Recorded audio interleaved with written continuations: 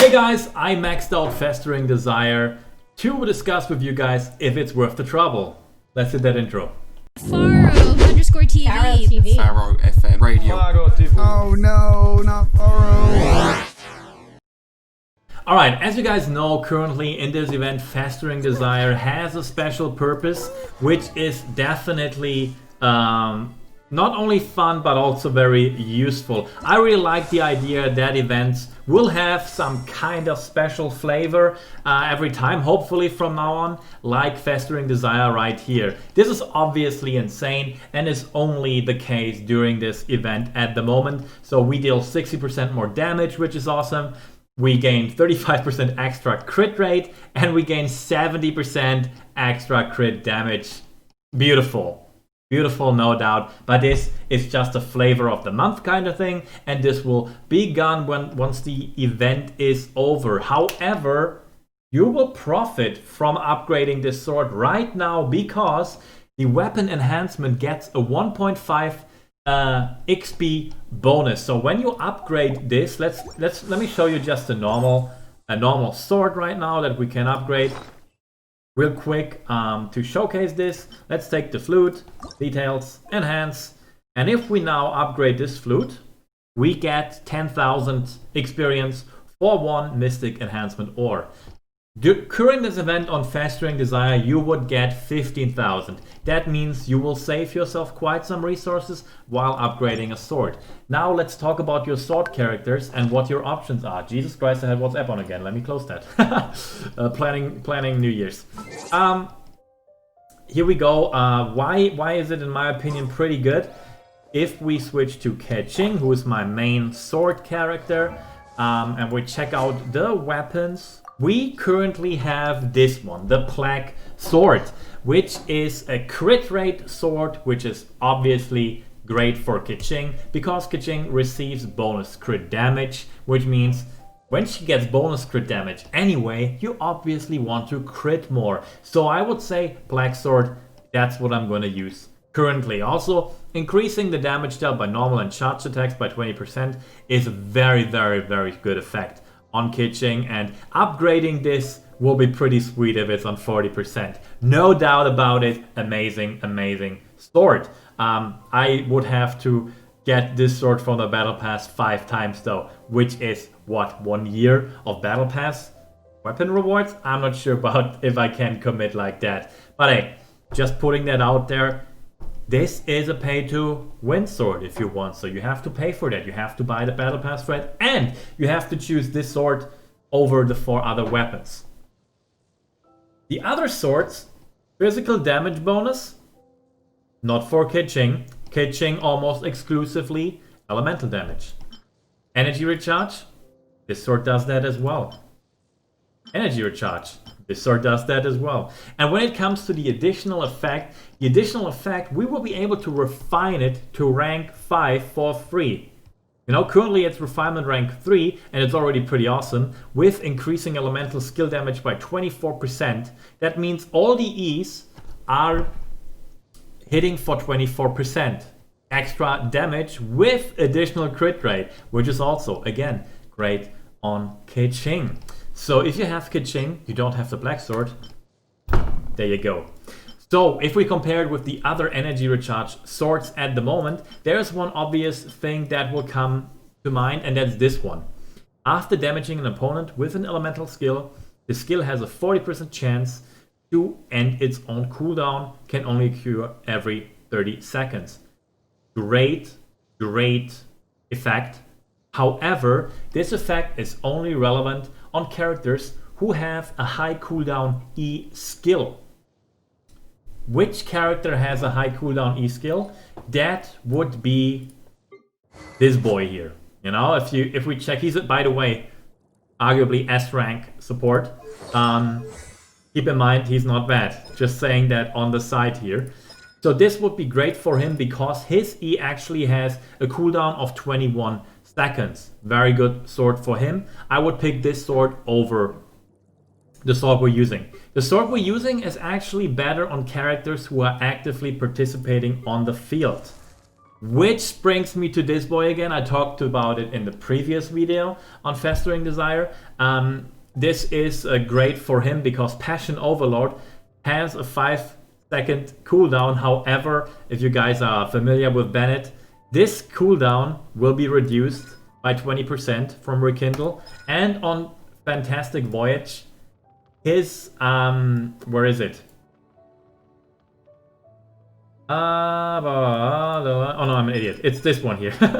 The CD reduced Passion Overload has 50% reduced cooldown when used inside the ultimate, which brings us to a 2-second cooldown. And a 2-second cooldown doesn't need to be refreshed, obviously, but it's amazing that this sword gives him the benefit of itself in every hit. Every E of him will deal extra damage. Bennet obviously is a support character normally. However, there is plenty of way to build him as an actual DPS character, with him still being incredibly strong because his ultimate buffs him even more than other characters, with the E being 50% reduced. So definitely keep that in mind. You can actually play this guy on DPS and he'll still is outstanding. And also, arguably, you don't need to min-max in this game completely because, I mean, I showed you in a previous video, I'm beating up the hardest boss, Tartaglia, with Noelle only. Yeah, no, you had that right. My level 80 Noelle beats up level 90 Child without any problem. You can check it out if you want. So there's plenty of space for you to enjoy something. And when I personally play Diluc, or like the Claymore characters in general,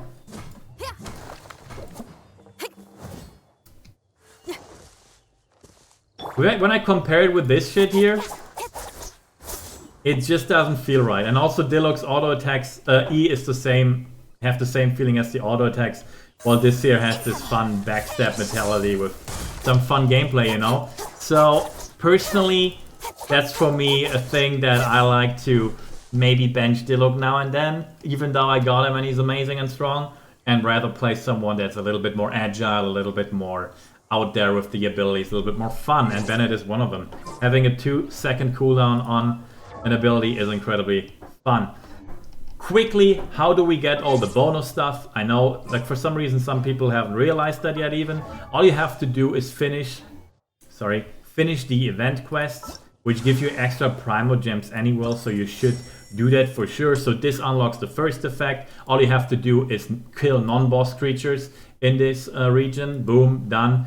Like, it was a total of 120. Almost all of them drop one. Quickly done. Just do it while you're collecting the Crimson Agate. I actually uploaded my map in the video. You can check it out there. But by now, I just was doing it quickly. But by now, the living map should do that for you. The next one was a repeatable thing. Little event where you have to protect some pillars. Easy, no problem. You can finish this without using resin quickly by yourself. And what came out today was the last one. Same story. You just have to kill some people while running around the ceiling, protecting you from the frozen. Very easy to get it to this fun effect. And let's put it a little bit out there. Let me just show you how Keqing is owning right now on the max level. We can do it during one of those events that came out today to highlight the sword.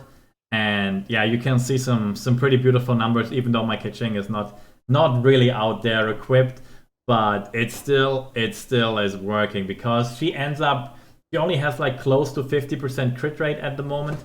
But with this sword, right now plus 35% crit rate, she ends up at like 85%, plus the sword effect, 9% crit for the E.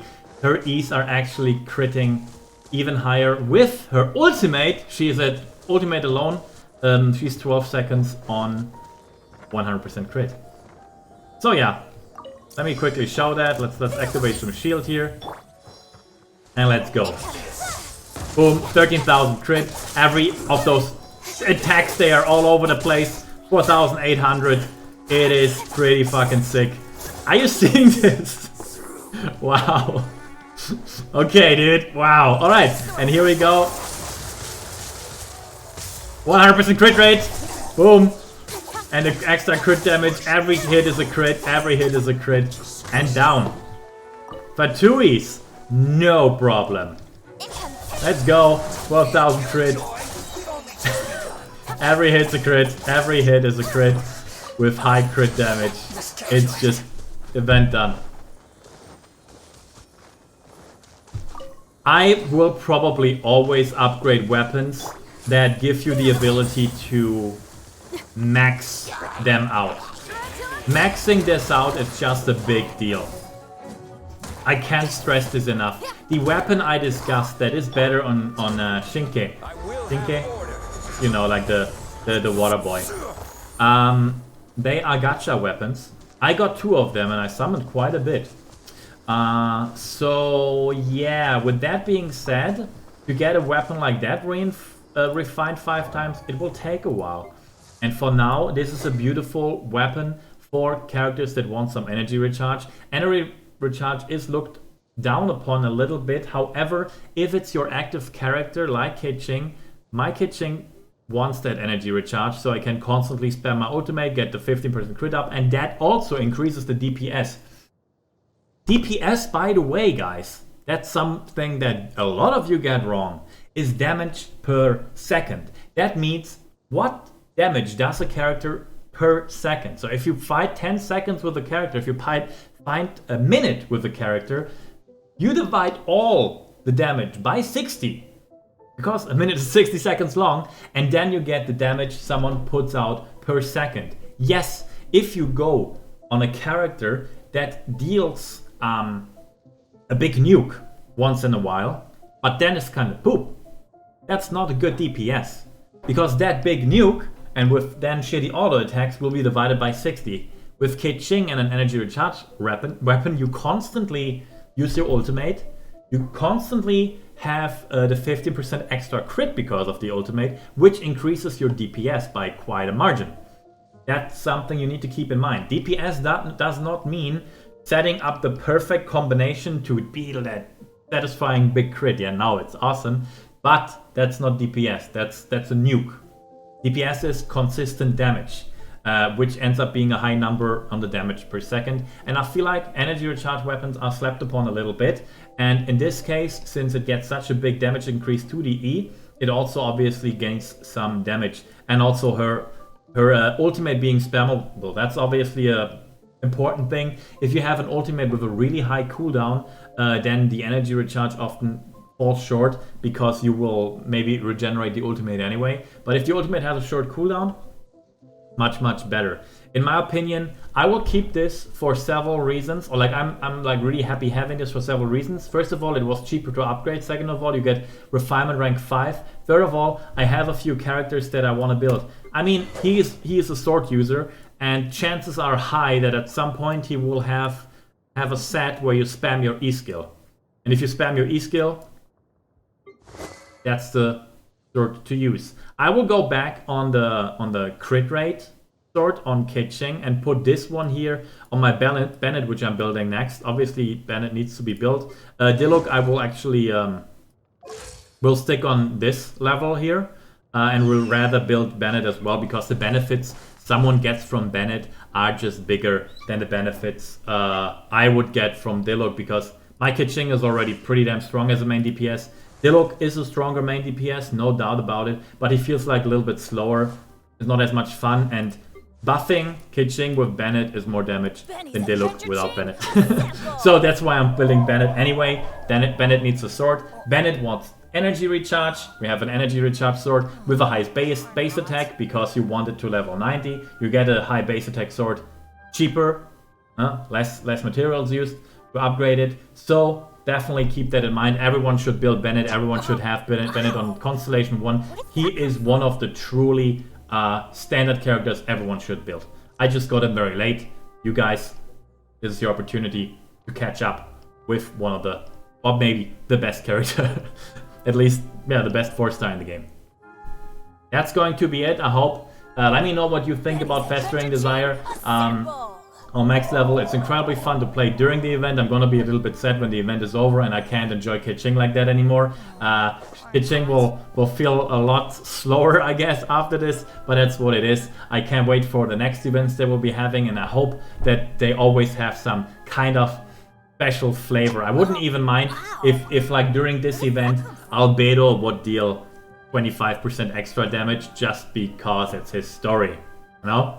Just for a little bit of extra fun out there. Okay, thank you very much for watching. I'll see you next time. I actually plan on maybe doing some streams where I help people out that have like lower adventure rank and having trouble with the bosses or something. You can count me in. Just come to my Trovo and I might help you out. I might put a day every week where I help with bosses or something. Until then, that's goodbye from me. See you next time.